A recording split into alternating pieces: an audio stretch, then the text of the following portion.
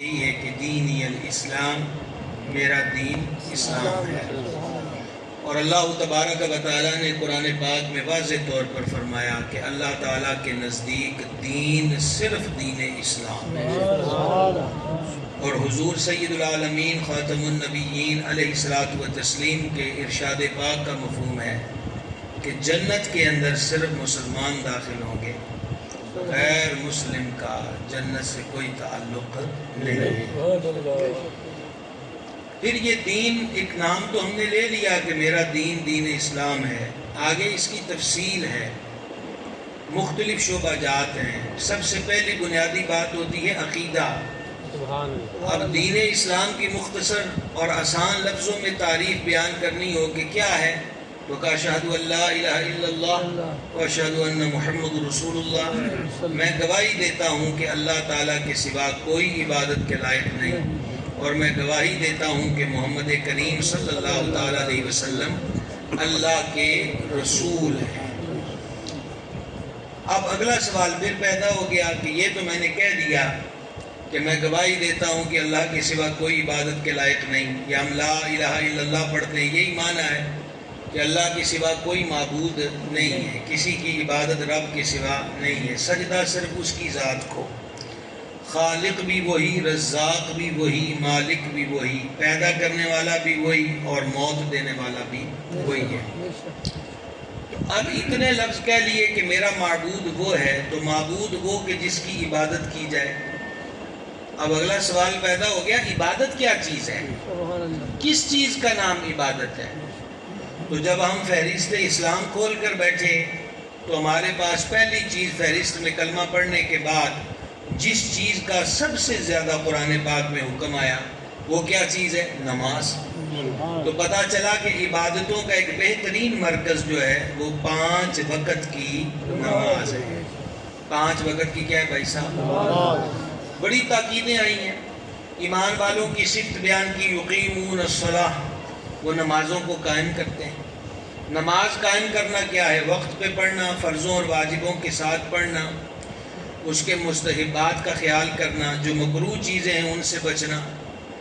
کہیں فرماتا ہے وَارْكَعُوا مَعَ الرَّاكِعِينَ، رکوع کرنے والوں کے ساتھ رکوع کرو، یہاں سے جماعت کی اہمیت اجاگر ہوئی۔ کہیں ارشاد ہوا حافظوا علی الصلوات، کہ محافظت کرو، حفاظت کرو کن چیزوں پر؟ نمازوں کی حفاظت کرو۔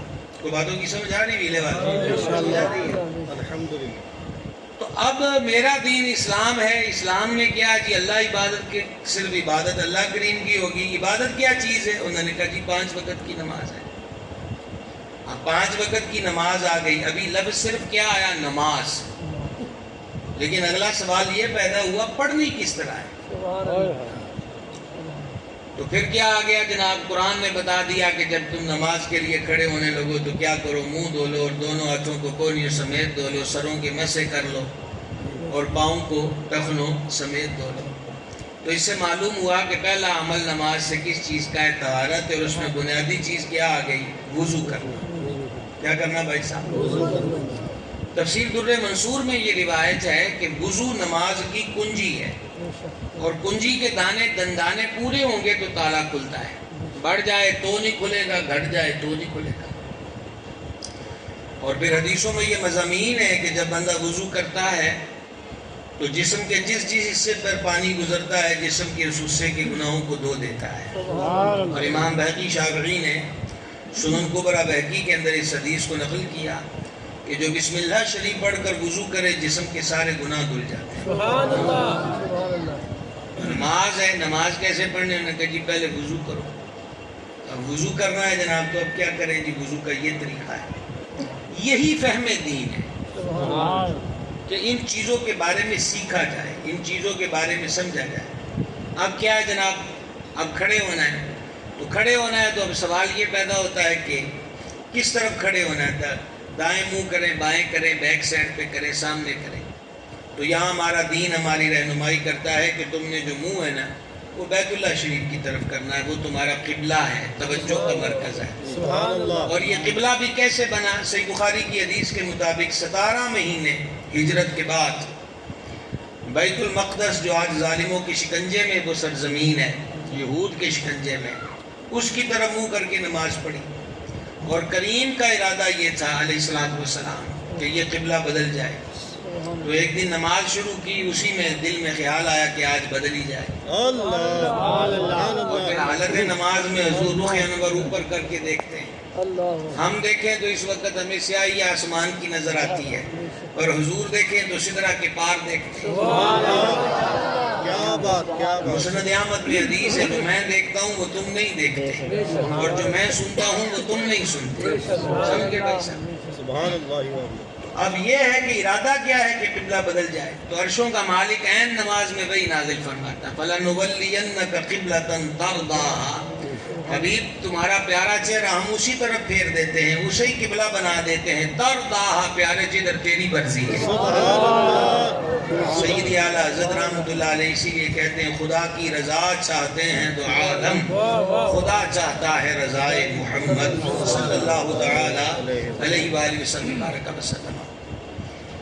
تو پھر یہ ہے کہ نماز کے اندر بہت ساری چیزیں ایسی ہیں کہ جو کر لی جائیں تو اس سے نماز ٹوٹ جاتی ہے. اس کا علم بندے کو ہونا چاہیے، اس کے فرض کتنے ہیں، واجبات کتنے ہیں. پھر اس کے اندر کرو نوازی شاید بسم اللہ. پھر اس کے اندر یہ ہے کہ کپڑے صاف پاک ہونے چاہیے ہر قسم کی نجاست سے، وجود نجاست سے پاک ہونا چاہیے. یہ ظاہر کی صفائی ہے. اور علماء ربانیین جنہیں اولیاء اور صوفیہ کہا جاتا ہے وہ پھر اندر کی صفائی کا بھی بتاتے ہیں. اب ہمارے دین نے ہمیں کیا ترغیب دی ہے، شدت کی بھوک لگی ہے جان لیوا تو پہلے کھانا کھاؤ پھر نماز شروع کرو. پیشاب آیا ہے اس کو بکوشش روکا ہوا ہے تو کہا پہلے اس سے فارغ ہو جاؤ پھر نماز شروع کرو. اس کی کیا وجہ ہے؟ اس لیے کہ نماز اللہ کریم کی ذات کی طرف توجہ کا نام ہے. اس میں پورا دھیان عرشوں کے مالک کی طرف ہونا چاہیے. تو یہ نہ ہو کہ نماز پڑھ رہا ہے اور ساتھ ہی خیال آ رہا ہے کہ گھر میں آج کیا بنا جی، دال بنی ہے، سبزی بنی ہے، بس سلام پھیر دیں جناب روٹی کھانی ہے. تو وہ تو پوری نماز میں روٹی کا خیال آ رہا ہے. اسی طرح شدت کے ساتھ پیشاب کو روکا ہوا ہے اور یہ مکروہ تحریمی ہے. یہی فہم دین، دین کو سمجھنا، اس کے مسائل، معاملات اور واجبات اور فرائض کو جاننا. اور اسی طرح شدت سے آئے ہوئے پیشاب کو روکا ہے تو اب نماز میں کیا خیال آتے رہیں گے کہ بس سلام پھیروں گا اور بھاگ کر ٹوائلٹ جاؤں گا. جبکہ رب کے دربار میں حاضری کا ادب یہ ہے کہ پھر دل بھی مالک کی طرف ہو، دماغ بھی مالک کی طرف ہو، وجود بھی اس کے دربار میں حاضر. حضرات صوفیہ فرماتے لا صلاۃ الا بحضور